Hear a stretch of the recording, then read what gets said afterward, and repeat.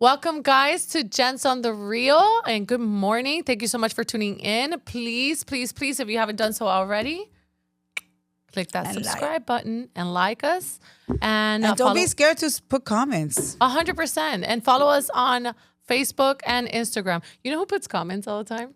David. I know He's does. so good about it. He's such supporter. a good support. Yeah, except sometimes he doesn't agree with what we're talking about. I know. He's like fighting my message the whole time. Of course he is.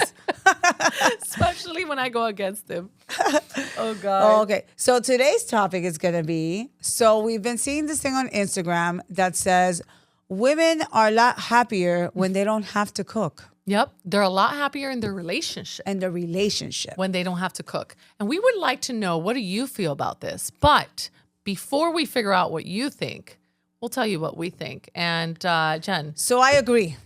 Because honestly, I don't have to cook. I do cook when I want to, but I don't have to cook.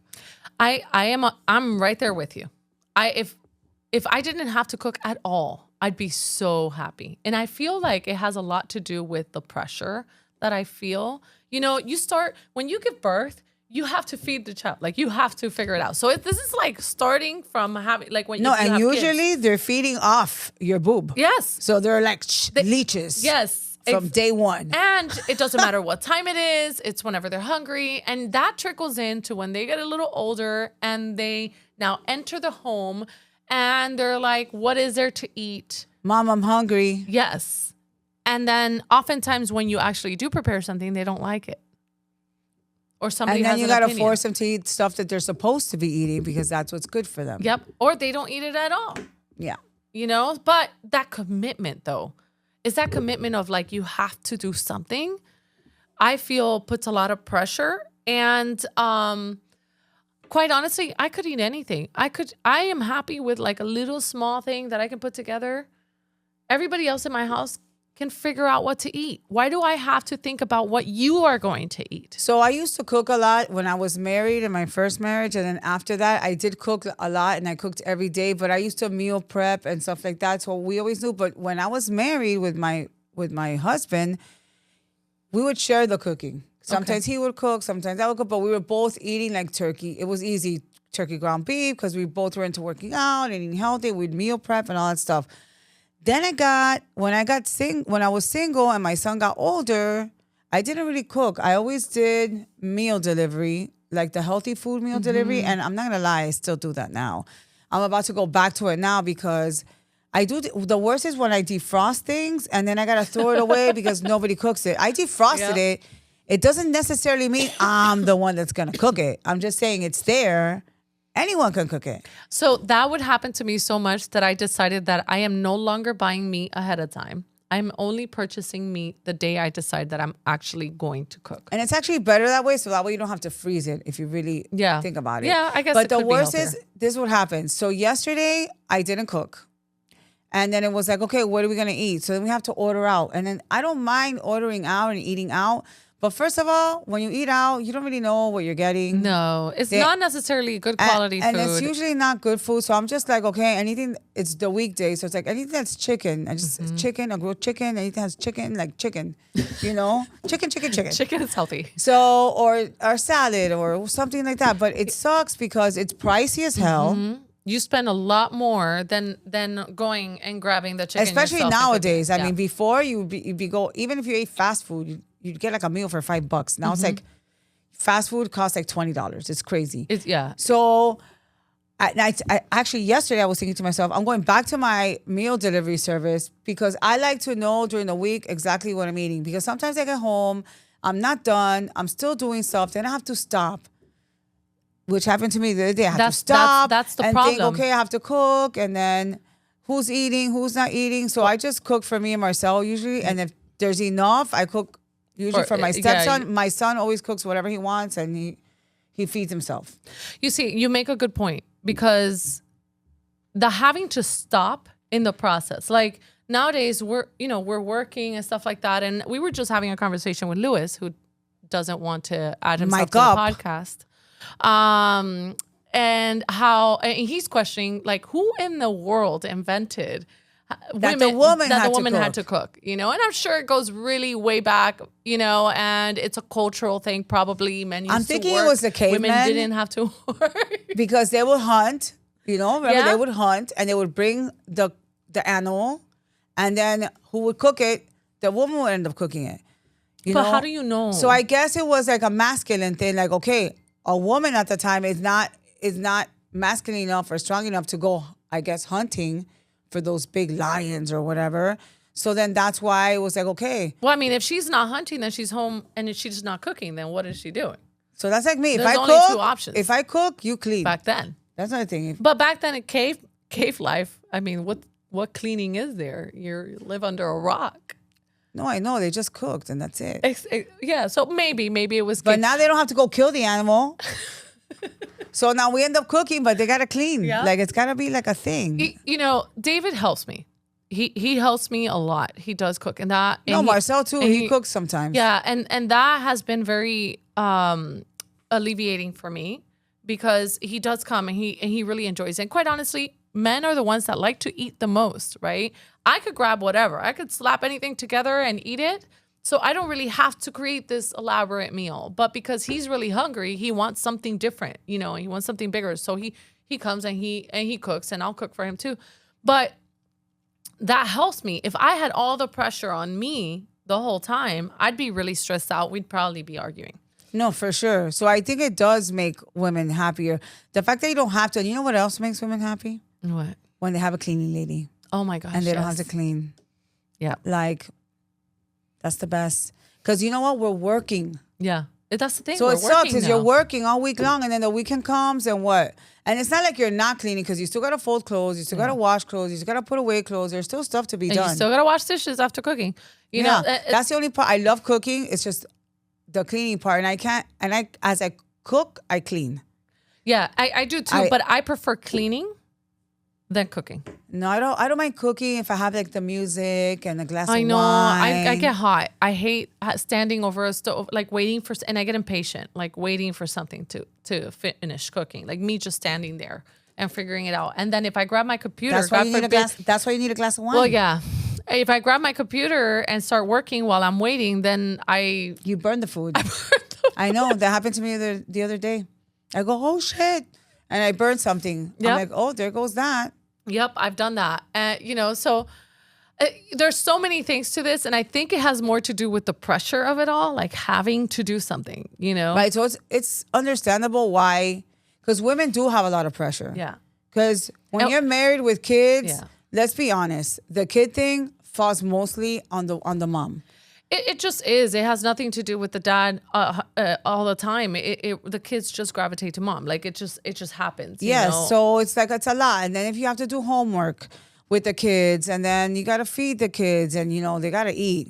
Yeah. And usually the dads are not worried. I would say that we also have a lot of things we worry about. They're a lot simpler on how they go about things, more solution driven. I think we're men so are. complicated. We just want to overthink everything. Like my head, if I see something misplaced in one corner, I'm like struggling to do the other thing because I have to go take care of that. But then I also have to do this. And then I start getting like all worked up, and he's probably like, forget that over there. I'm going to focus on this. And then later on I'll deal with that, So I think we overthink things, and we frustrate ourselves. And I do admire relationships where the guy, the man and the woman, or I guess even women and women, whatever your relationship situation is, where the couples help each other, where they tag team.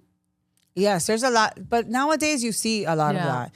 It's not like back in the day when, at least when my mom was younger, my grandmother, like it wasn't like that. Yeah. Nowadays, men seem to like be team players. And at least most of them, They do. You still have those other men that are very like, oh, she's got to cook for me. She's got to take care of my stuff.